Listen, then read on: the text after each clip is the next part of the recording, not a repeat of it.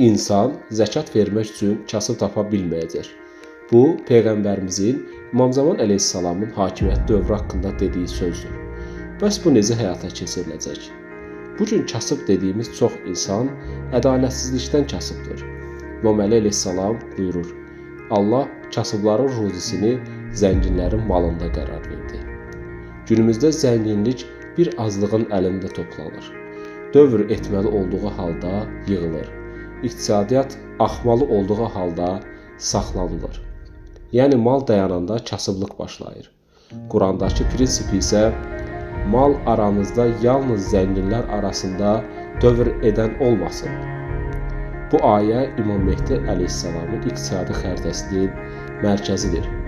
İmam Zaman əleyhissalam İslam vergi sistemini bərpa edəcək, zəkat, xüms, haqlar real icra ediləcək, arada yeyən mexanizmlər olmayacaq, toplanan vergi birbaşa dəqiq müəyyən edilmiş ehtiyac sahiblərinə gedəcək.